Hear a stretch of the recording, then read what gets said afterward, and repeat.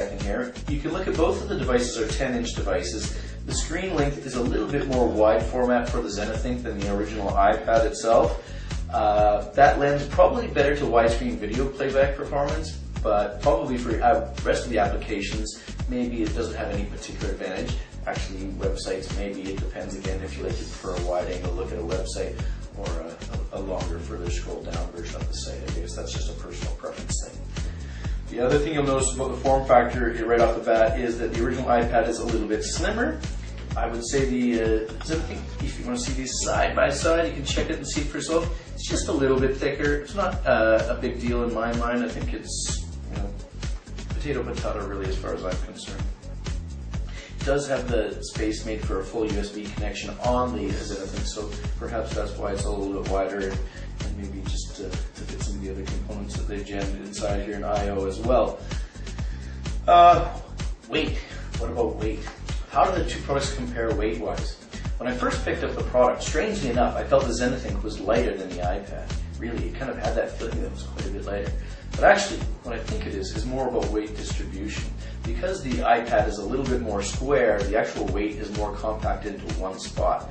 Actually, the ZenithInk feels a little bit lighter, but I'm guessing if you look at the stats, you can check that for the specs for you in the written part of the article, that probably they're very similar in weight. They feel pretty close to the same. Of course, the ePad is booting up Android 2.1, which is probably also well suited to the 1 GHz processor from ZenithInk that they've got inside the device. You can see that's going through that little process now. Boom, and here we are right on the home screen. Now, one of the things that this obvious more screen real estate leans toward on why a person might choose this larger size tablet as opposed to the 7-inch size or even smaller 5-inch form factor devices is for certain dedicated applications. And one of those, I think, would be the obvious choice, might be very popular, the e-book readers. Now, I think if you look at e-book readers that are dedicated devices like the Kindle, for instance, their performance still is recognized as probably the best you're going to get. But I think both the iPads have proven that people can also want to read ebooks on their color screen devices. Here we've got a copy of Zombie Nights, which is our favorite little book. It's actually already in the middle of the book because we've already been scrolling through and reading the book on ourselves. But you can see that the screen is nice and big, the text is nice and big. Touching the screen scrolls you through to the next page, moves you along quite smoothly. Again, I think for transitions, it's very fast, seamless. One of the problems with some of the previous ebook readers was that page turning was a little bit slow. On this device, you can see that's not a problem whatsoever. I think if you're a fan of a tablet-style reading experience for an ebook, I think you're probably going to be quite happy with that when this device hits the market. So playing some video, of course, would be also one of the great things about having a bigger screen. We've been told there's going to be lots of improvements on the video performance, that there isn't really been a dedicated player that's well suited to the device yet loaded on it, but we thought we'd bring up Real Player for a moment so you can just kind of see what the bigger screen would look like. And really, actually, the video performance, this is a 480p video that we're showing here. It's quite smooth and good, and you can see that, of course, the big screen format makes the video a lot more enjoyable than on some of the tinier screens that we viewed videos on before. So again, if you're willing to make a small sacrifice in portability by going up to a 10-inch screen, you get a lot better video experience, I would say.